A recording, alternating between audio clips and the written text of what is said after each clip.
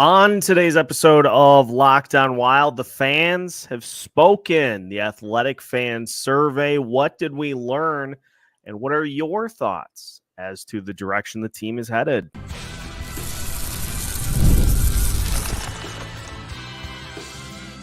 You're Locked On Wild, your daily podcast on the Minnesota Wild. Part of the Locked On Podcast Network, your team every day.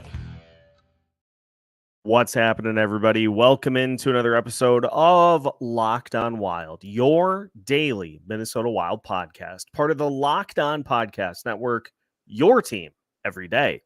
We thank you for making Locked On Wild your first listen each and every day. Make sure you subscribe on YouTube and your favorite podcast platforms so you don't miss out on any new episodes throughout the week. On today's episode of Locked On Wild, we will take a look at the Athletics Fan Survey and a few of the interesting responses to the various questions that were asked of Minnesota Wild fans. And we'll just see kind of where things stood out. Very interesting, a few of the responses here that we'll touch on specifically. My name is Seth Topal, your daily Minnesota Wild insider, and joined by Alex Micheletti here today. It is hours after one of the biggest wins in Minnesota sports history as the Minnesota Timberwolves took down the Denver Nuggets, erased a 20-point third quarter deficit, Alex. And so not even remotely tired. I probably won't sleep tonight. And so we're just soaking it in. Make sure to give all the love to Locked On Timberwolves and Locked On Sports Minnesota for all of the A-plus content that they continue to churn out. Celebrate with them, enjoy with them. This is a fun time. We're kind of wading into uncharted territory here, as was mentioned on the Score North post-game show. Uncharted waters with Minnesota sports in that the Timberwolves now are in the Western Conference Finals, and so hopefully the Wild will get there at some point here soon, Alex, because as just kind of a fan observer here, this is a lot of fun. Yeah, you see it on social media how enthusiastic people are getting. It's really cool. You're seeing multiple generations of Minnesota sports fans, it's nice to see a team that it's a team. It just seems like a complete team from top to bottom, and this state needs it, like we were talking about off air. It's just so much fun, and it's good for the entire state, good for Minneapolis, and it's good to see a packed Target Center for sure. And you look at the Timberwolves being able to get to this point because of the vision that their franchise has carried out. And so this is a perfect segue to the first question that we'll start with from the fan survey. Are you confident that Bill Guerin will be able to turn this franchise into a Stanley Cup contender after the buyout pain disappears?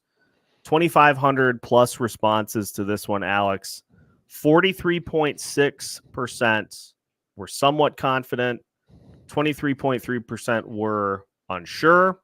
20.9% were very confident. 9.9% were doubtful. And 2.3% said, no way.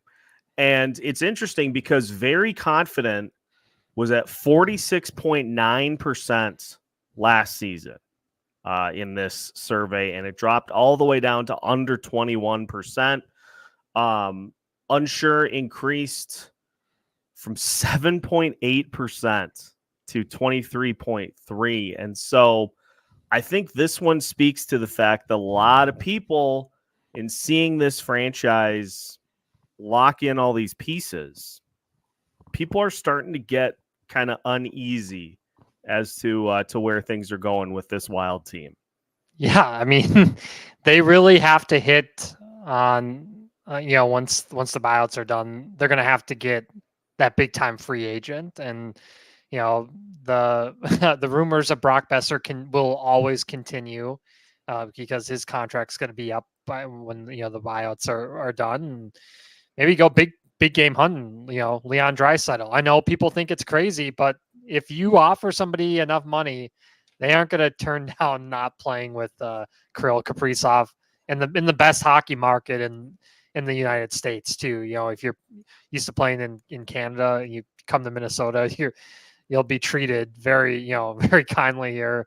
And so, you can't turn down a spot in the Wild. I don't think. It is fascinating because you go from that and like we can go even a rung further in to the Bill Guerin side of things. Guerin is entering his 6th season as Wild GM, and 2,500 people rated his performance as such. 54.8% said satisfied. 27.7% said so-so. 10.3% said excellent. 7.1% said disappointed. Excellent was at 42.7% last season to now 10.3. Massive drop. And we're 6 seasons in, and I think there's frustration with. I don't think people are frustrated with the decisions on Parise and Suter. Had to happen. I think people are frustrated with the decision to lock into this group specifically.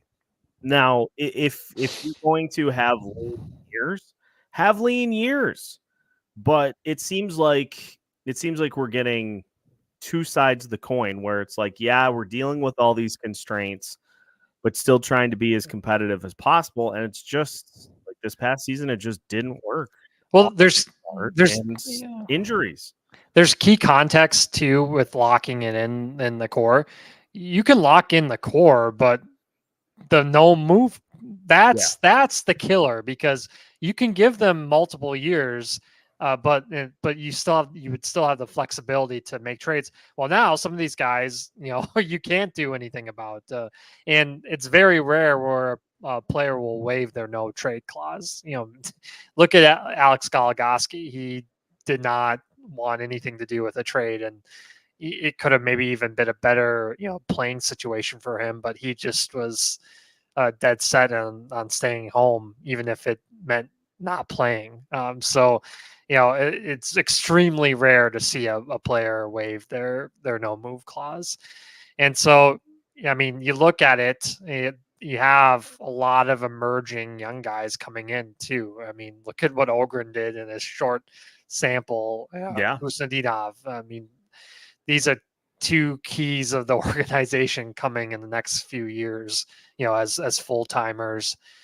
And you have to go back to the Brock Faber trade. I mean, just imagine. I mean, if they decided to go or try to get a different, Kings prospect and not Faber, how much different the franchise looks even now. It's just that was, the most important move that he's probably going to make in his tenure, getting a guy like that. Mm-hmm. The only thing that is always going to be intriguing to me with the Kevin Fiala trade is what would have happened if Bill Guerin would have gotten like Quentin Byfield back in return. That is about the only other way in which I would be intrigued to see how that plays. And that's largely because Byfield took a massive step forward this year. Yeah. Good on the Kings for not giving up on him. We saw a lot of that, this season, and you can take a look at, it wasn't this season entirely, but Joel Eriksson Ek. I mean, it was, savage for so long that, hey, why did they not take Brock Besser? And now it's, they've kind of evened out there as far as their careers. So that's, there's just so many examples this year of guys to not give up on. Lafreniere with the Rangers. The Rangers might win the cup. They are going to be tough to beat. And when a kid like that is playing so well, it helps their team so much. One more before we turn our attention to some trade chatter. John Hynes and the confidence that John Hynes can get the Wild over the hump. The Wild went 34, 24, and 5 under Hynes after Dean Evason was fired. 2,500 plus responses. 36.6% are cautiously optimistic. 34.3% say it is too early to cast judgment. You got to have a full deck.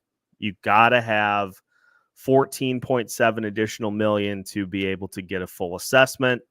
25.4% said doubtful. 3.7% said very confident.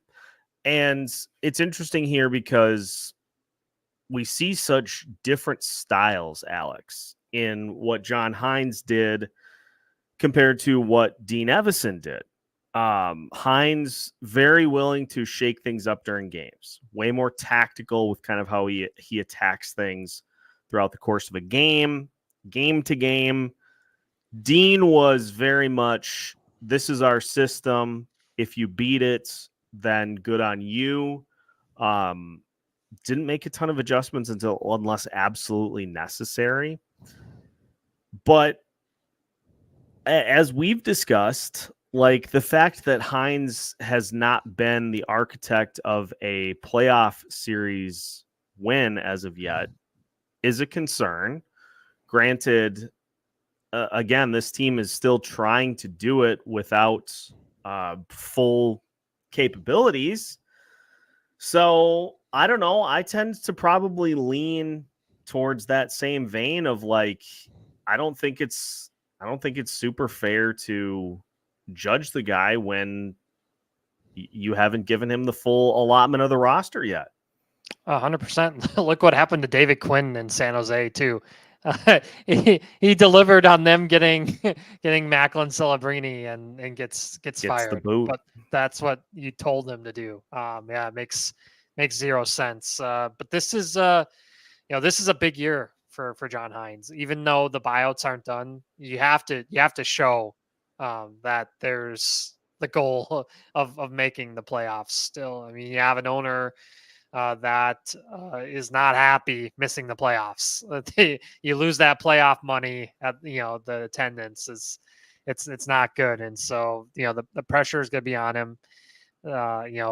Even if I know we have to give we have to be fair, but at some point you have to win a playoff series. Correct. At some point, you know, if you're going to be a veteran coach in this league, you at some point have to get the job done no matter what, because that's the business. So that's what everybody's graded on. And you have to give him flowers for how he turned around Matt Boldy, because Matt Boldy was a big part of why Dean got fired, because he was, Matt Boldy was not contributing. The goaltending, as we always talked about, but we have to bring up the fact that Boldy was lost out there, and John helped Boldy get to where he was. And look at the summer he's having so far too in the men's world championships. So hopefully Boldy carries that into the fall here. Yeah, leading the entire world junior or world championships in scoring is Matt Boldy with, I think, 5 goals, 7 assists in the 6 games that he's played. So he's a 2-point per game player. That's certainly they played Borat yesterday. 10-1. 10-1. They wiped the floor with them. Yeah, some of these teams, it's like, oh boy, it's not great. So that is, I think, the leadership side of things. Now there are some interesting questions in here too on the roster side, and so we will turn our attention to, of the extension players, who are you most open to trading? So we'll talk about that. We'll talk about the return for Filip Gustavsson, all that and more as we continue today's episode of Locked On Wilds after this. Today's episode of Locked On Wild is brought to you by Policygenius. The world of life insurance is a daunting one, even for those that know what they're looking for. Policygenius is the country's leading online insurance marketplace. It helps you save time and money so you can provide your family with a financial safety net starting today. With Policygenius, you can find life insurance policies that start at just $292 per year for $1 million of coverage. Some options offer same-day approval and avoid unnecessary medical exams. Policygenius helps you compare your options from top companies, and their team of licensed experts is on hand to help talk you through it. Check life insurance off your to-do list in no time with Policygenius. Head to policygenius.com/LockedOnNHL or click the link in the description to get your free life insurance quotes and see how much you could save.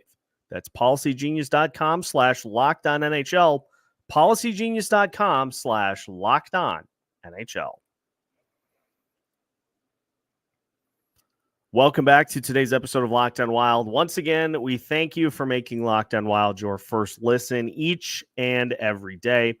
Check out X and YouTube for your opportunity to vote on Joel Eriksson X grade for tomorrow's episode. We'll hit the player report card for Joel Eriksson Ek here for your Tuesday episode. We've got draft profiles coming up for you on Wednesday. And Isha Jerome of the Soda Pod going to be joining me for a draft year revisited. Should be fun for later in the week here, as we're already at Memorial Day weekend next weekend. I can't believe it. Where does the time go? The summer will be over before we know it. I hate it. Alex, couple of questions on the roster.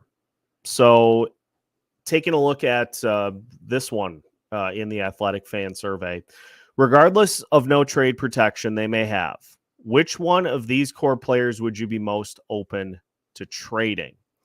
The options: Ryan Hartman, Jared Spurgeon, Matt Zuccarello, Marcus Foligno, and Jonas Brodin. Again, over 2,500 responses. Ryan Hartman, number one at 29.9% of the vote. Jared Spurgeon is next with 25.9%. Matt Zuccarello, 21.8%. Marcus Foligno, 21.7%. And Jonas Brodin, 0.7%. I actually was surprised at this because with Hartman, I think the thing that we always harp on with him is if he can just keep the penalty minutes in check. Fifth leading scorer on the team. He had 21 goals, 40 points in 70-ish games this year. I honestly expected to see Spurgeon as the number one of these groupings, because I think people have started to understand the severity of the situation for Spurgeon and how tough of a hill it's going to be to come back after back and hip surgeries.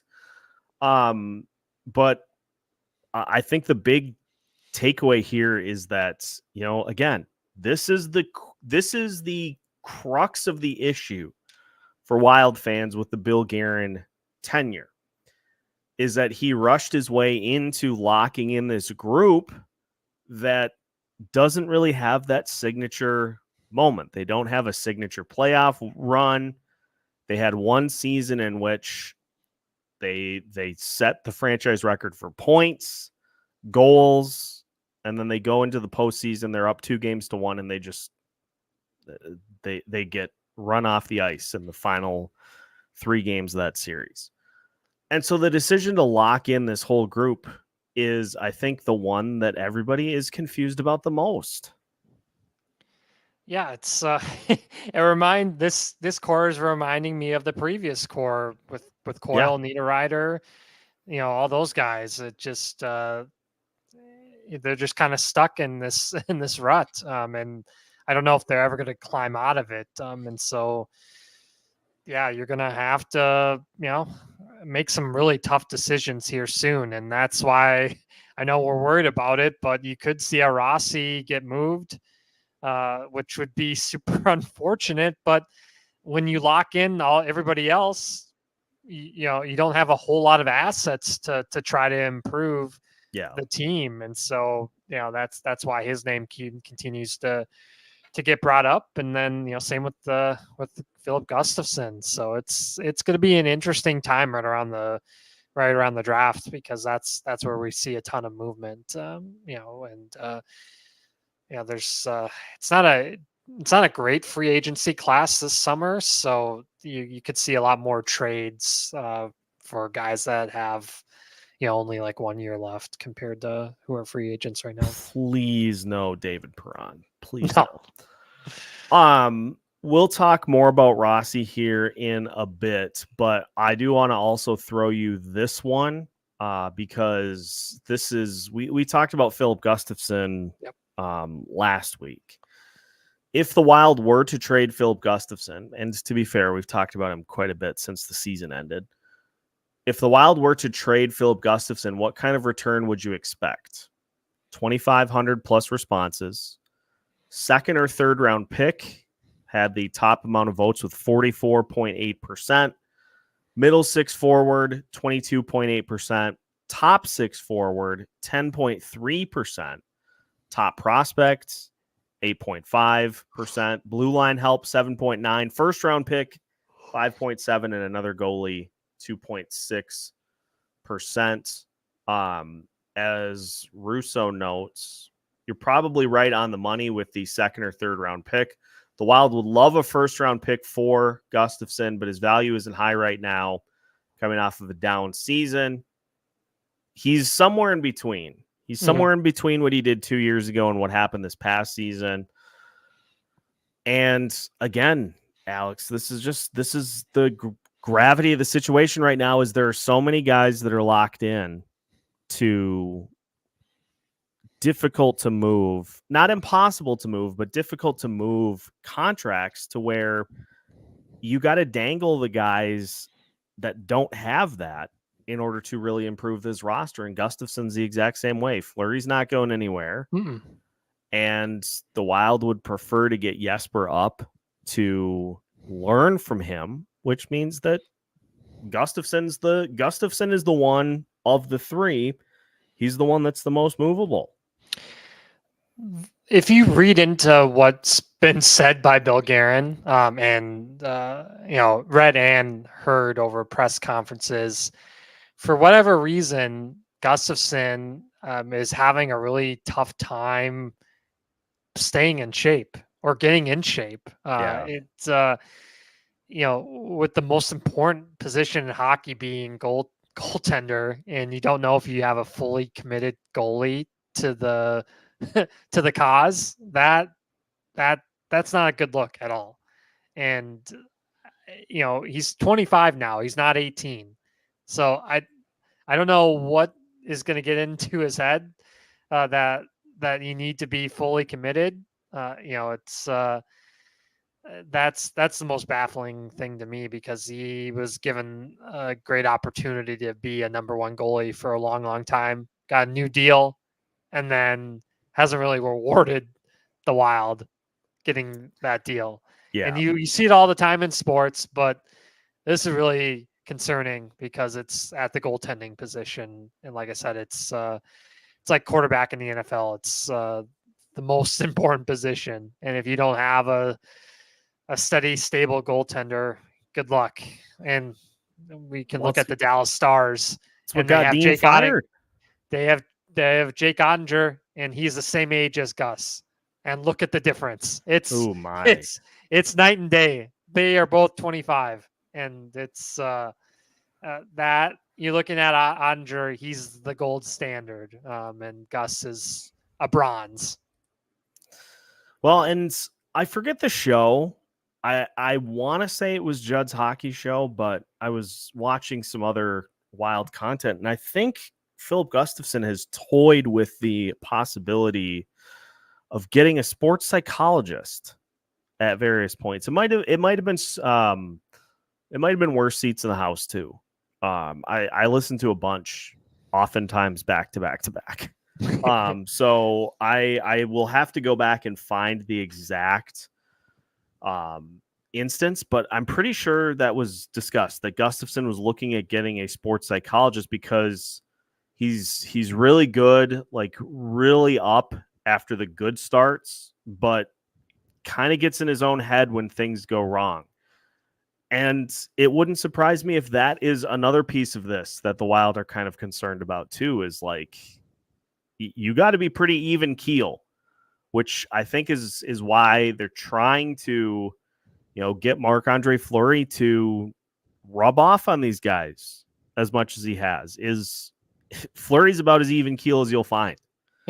And he's been doing this for a long time. Look at some of the goalies that are left in the playoffs. Now, don't Edmonton, Vancouver's. I don't.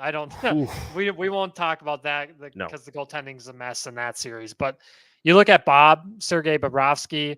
Look at what he's doing. He's playoff Bob. When it comes to the playoffs, he locks in. Igor, she's twerking, Shesterkin.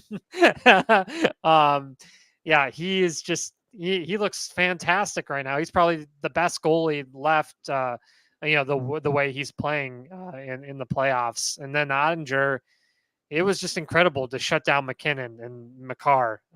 Just what a performance. So you look at those names. It's some of the best in the entire league, and they're doing it because they have that mental game, and they have. They're in phenomenal shape too. And Gus, for whatever reason, is struggling in both areas. So that would be huge for him to find someone that can get him right the ship. Yeah, just to consistently be able to handle wins and losses without those real big ups and downs. So that I thought that was interesting, and obviously kind of speaks to another reason as to why they're looking to potentially deal him.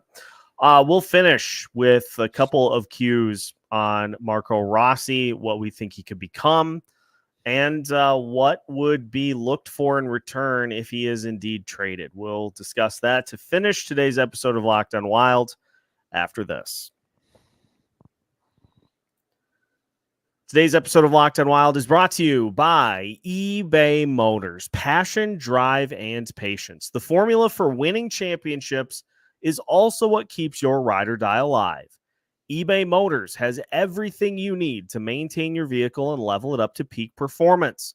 Superchargers, roof racks, exhaust kits, LED headlights, and more.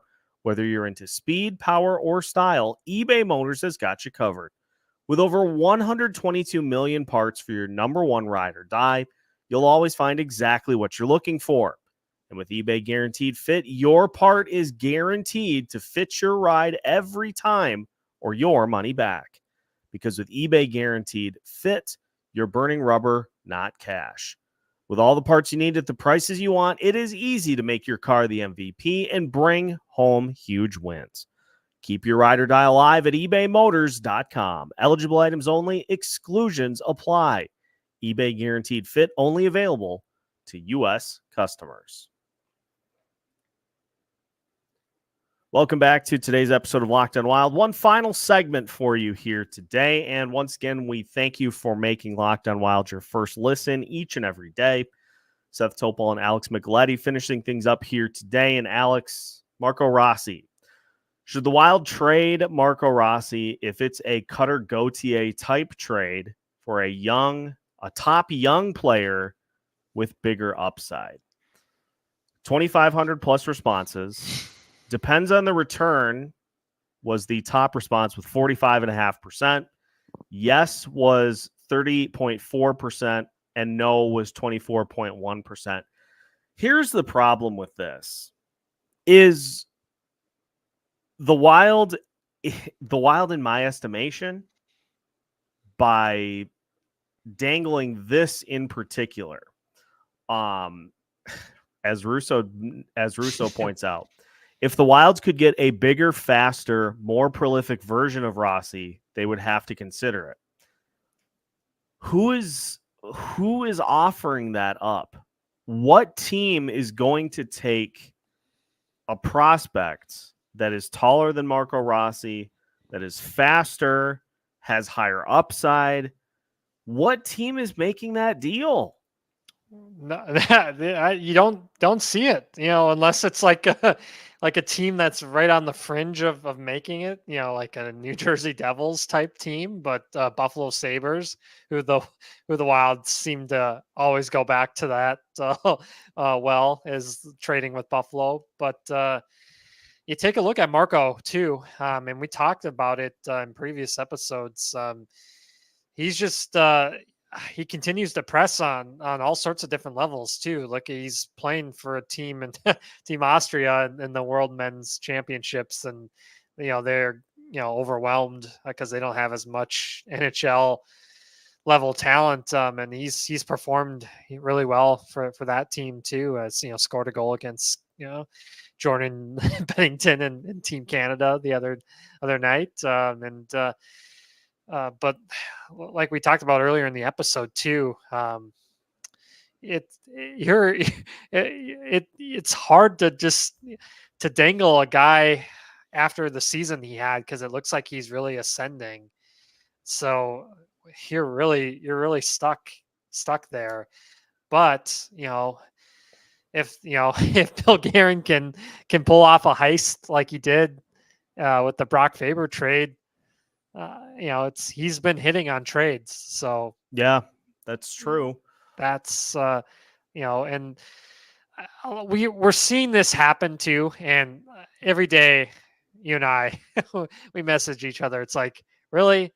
I mean, people are coming up with trade scenarios of interdivision trades, and that's just not happening. Chicago is trying to be the best team in the league again. They're not going to trade with the Wild. You think Dallas wants to make a trade with the Wild? Heck no. Same thing with Winnipeg. No. Colorado? No. I mean, this is who the Wild have to deal with, and until they change the playoff format, it's going to be a hell of a ride to just win in the first round if you're running into Colorado, Winnipeg, Dallas. And I want to clarify too, Cutter Gauthier being the example here of a trade. Obviously, the trade was Cutter Gauthier for Jamie Drysdale. The reason that trade came about is because Cutter Gauthier did not want to be in Philadelphia. That's the only instance. You rarely see a situation like that. That's the only instance in which this works. Because otherwise, you're making a trade for a prospect that has fallen out of favor, not lived up to expectations. You're maybe looking at going to Seattle to try to get Shane Wright. That's the type. And like people listening to this hear me say that and are probably driving off the road at even the suggestion. But that's the kind of thing I'm talking about, is this scenario in which you're going to find a Marco Rossi type player in the body of a Nathan MacKinnon. It just doesn't exist. You got to draft those guys if you want them. Yeah, it's you're seeing it time and time again. And when you mentioned Shane Wright, it could be Charlie Stramel in a couple of years, because it could flame out at Michigan State too, and then you're like, what do we do with a guy like this? It's that's a tough thing too, because so Marco doesn't have the size, so then they panic and try to get a Charlie Stramel, and you get the size and nothing else. So, and that's a first round pick, and your first round picks, you absolutely have to hit on. And the Wild have struggled to do that. So that's the thing. They've been hitting on second round picks, but your first round picks have to be absolute studs. And they've missed the mark here, a couple times. One more year. And the free agent class is phenomenal. We mentioned Brock Besser, Leon Draisaitl. So I mean, there's there's some real talent, coming in a couple of years on the free agency market. Yeah, let me pull it up here quick, just as we wrap up here for today. Let's go to 2025, 2026 free agent class update results. John Tavares, Mitch Marner, Jamie Benn, Mikko Rantanen, Nicholas Backstrom, Sidney Crosby, Leon Draisaitl, Ryan Johansson. He might be done. Brent Burns, Victor Hedman, Evgeny Kuznetsov, Dmitry Orlov, Aaron Ekblad, Ivan Provorov, Brock Besser, Claude Giroux, Jeff Petrie, Brad Marchand, Taylor Hall, Brock Nelson. That's your top 20, at least according to Cap Hit on Cap Friendly for 2025, 2026.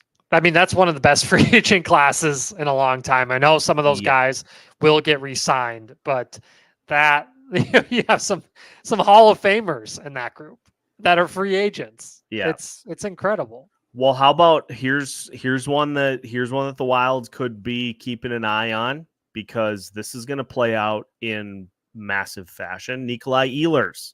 Yes. Winnipeg is right up against it, and they are going to have issues bringing a guy like that back.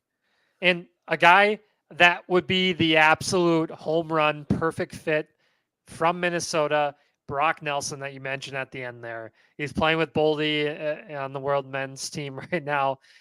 Imagine a guy like that on the Wild. It would be the absolute perfect fit. Great power play guy, great face-off guy, huge, but he can skate too. It's just that it would be the absolute perfect fit, and he would love to come home. Yeah. So there will be options, but you gotta get through this year first. Yes. And we gotta start to evaluate what we have, I think.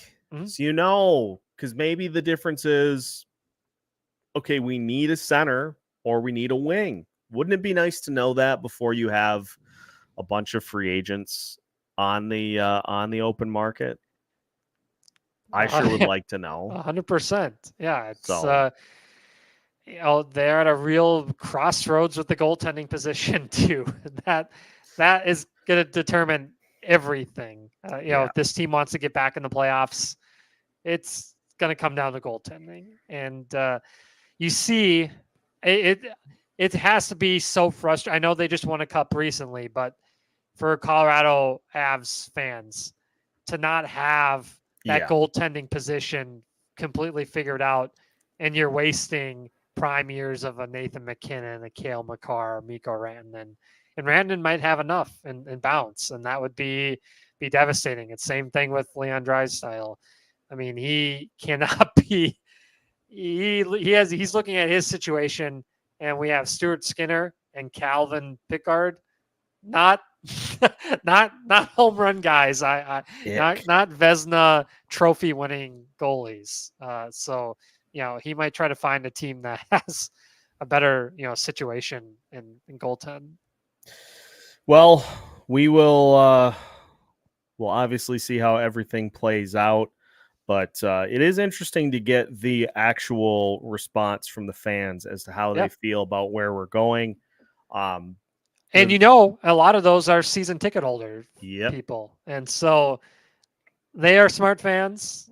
This franchise has some of the best fans, as far as like knowledge of the game. And so they know they aren't messing around, and it's amazing. The X continues to be fully sold out no matter what. And so, these fans believe in this team, and it's just the growing pains right now. And they have a lot of work to do. They finally got their front office fully set too, so that's huge. So this is a pivotal offseason and draft, and Judd Brackett's ready to go for this draft. Let's build him a winner. That will do it for today's episode of Locked On Wild. Once again, we thank you for making Locked On Wild your first listen each and every day. Make sure to hit that like button on YouTube. Make sure to leave us a review on your favorite podcast platforms. And we'll continue to keep you up to date on all things Minnesota Wild off season as we move through the rest of the offseason. So make sure to stay tuned with us. We've got new episodes for you every Monday through Friday as part of the Locked On Podcast Network.